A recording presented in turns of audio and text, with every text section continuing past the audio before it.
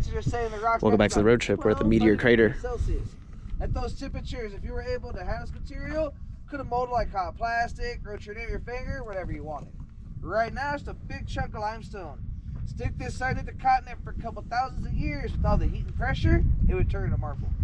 Right now, though, it's a big chunk of limestone. If you guys want to touch it, you can. I will warn you, though, some of it is razor sharp and some of it does have needle tip points. So please be careful. If you cut yourself, let me know. I do have band-aids. Real sharp parts are right here and right here. Do I have any questions? Yes, if this is limestone, was that a result of the meteor? No, this is the second layer down and it just lines up here. Okay. So this is actually just naturally already here. This got thrown up by the impact. Yeah. Nice. How many layers of rock? Or around here? Yeah. About when- 3. 3. And they go down to what age? Oh, I have no idea. Yeah, that's not my area. I'm not gonna lie to you. Tell you not. I don't know. Honestly, Just make something up. yeah, I could have, but I'm not gonna lie to you guys. I'm not. I don't feel right doing that. My pastor told me the Earth is 6,000 years old. I can hear it. I just don't see it.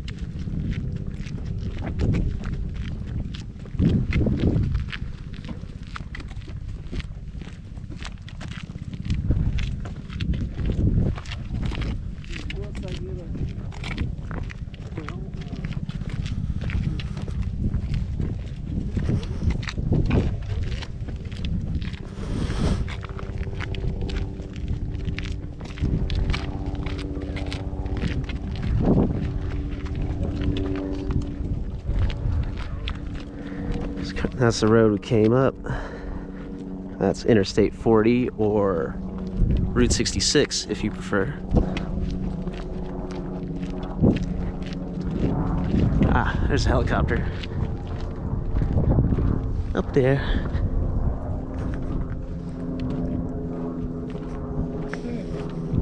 But right here and right here are 2 pieces of crystal that were caused by the impact. Ooh. So right here on top, and the piece is right here. Right there. So something, huh? Caused by what? The heat and the pressure from the impact. So it takes hundreds, thousands of years, massive amounts of heat and pressure, matter of a few seconds. You'll also notice these rocks right here, same material as this, they're limestone, but they have that white coat on the outside. That white coat is the coconino sandstone from the bottom of the crater. When they got heat up and pulverized, Atlanta rocks adhere to like a mold.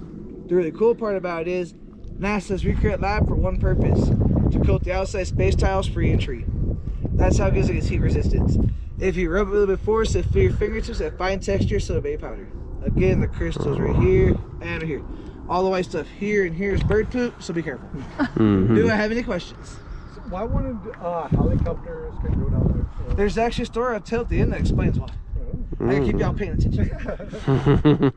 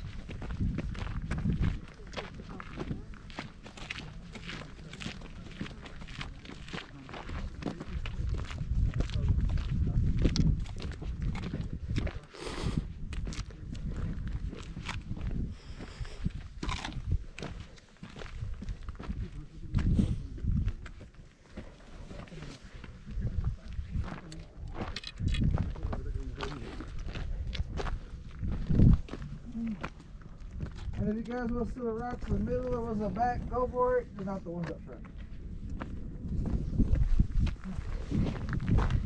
Anybody else sucking wind or just me? Yeah, Sucking wind, breathing heavy. You're doing more talking than we are. Also used to have a pack and a half to 2 peggy to have it. Luckily I haven't had one in about 7 years. Good for you. Thank you. All it took was my little boy going, "Da, would you quit cigaretting?" I'm not called smoking, I called cigarettes. I was like, you want me to quit? I quit putting out cold turkey, have picked him up since. He want the extra years, he got him. He may Nice. regret that when he get older, but he's still with him now. You can remind me of that. Oh, he reminds me of every day. Remember when I asked you to stop smoking? Yes, I had a brand new pack. Hadn't even taken the cigarette out yet. Couldn't have asked at a better time, son. No, my friend was happy he got a brand new pack of cigarettes. He come over, he's like, you got a cigarette? He's like, how many? I can just take the whole pack. You serious? All right, I'll buy you a new pack. I don't want one. I'm quitting. What? Yeah, he goes, thought you weren't a quitter. I go, he asked me to. Well, that's different. All right. So, if any of you guys are fans of the Golden Girls, you may get a chuck out of this part. Picture it, Tucson, 1901. Whole cigarettes telling Behringer about all the nickel and iron ore there at the time. Piece of meteorite. Behringer believed there may have been an iron vein nearby. He could find, dig it up, and sell it to the railroad. He'd make a lot of money. So he came out here and started research and studies. People were saying most of the pieces they were finding were either in or around the crater. So he asked they bring them out here to show them. The first thing that ran through his mind, being a very successful gold and silver miner, as well as a geologist from Philadelphia, this isn't a volcanic steam vent, but an impact of some type. And he believed meteorite. First one to have this theory back in 1901. He believed at least 3/4 of the bottom of that crater would have been a meteorite, still intact, buried with all that dirt. Now, if he could find that and dig that up and sell it to the railroad, Bill Gates will look like a 99-cent store. He would have been a very, very wealthy man. So he applied for the mineral and the mining rights, and they got approved in 1903 through his good hunting buddy, Theodore Roosevelt, our former president. Don't hurt to have good hunting buddies. So there was no red tape. He started mining and drilling right away. He acquired the crater and a little bit of the surrounding area due to a nifty act the government had called the Homestead Act. States you maintain, hold a piece of land for 5 to 10 years, becomes yours. Easy to do with the 25 years of mining. In those years of operating 14 drill sites and 28 mine shafts in and around the crater. What were they looking for? Piece of meteorite. Never find any. Today we know 80% of it was destroyed on impact, the other 20% ejected out of the crater. Nothing of mass size are found in the crater. I say mass size, I mean 20 pounds or more. Now they do find little piece of time dime, nickel, golf ball, and baseball size, but they don't count those since they're such light mass. What he was putting up though is that white at the bottom called silica sand. So what is that? Take this, coconino sandstone here. You guys see how it sparkles in sunlight like a sugar cube? If you guys were to take this and break it down, it becomes like beach sand. You take that sand, you grind it further down, you'll get the whites at the bottom called silica sand, crystallized inside. Now, similar to diamond dust. They used it for one purpose back then, to make glassware with. If you've ever seen the old Coca-Cola bottles that had that blue or green tint to them, that's silica glass. It reflects UV light, which keeps your sodas colder longer. And that's why Coca-Cola likes to use it so much. Behringer was in San Francisco by the train loads. Just put money in his pocket and keep the operation here going. On their 27th mine shaft, they actually ran into a problem. When they hit about 250 feet, they broke through the water table and flooded the bottom of the crater. Under 20 foot of water for 4 months, which caused another problem. Because it mixed a bunch to the bottom of the crater, which would somewhat float, making the edge of it like quicksand. So they couldn't go nowhere near the bottom to put a new mine site or a drill site. So they're forced to find one straight across.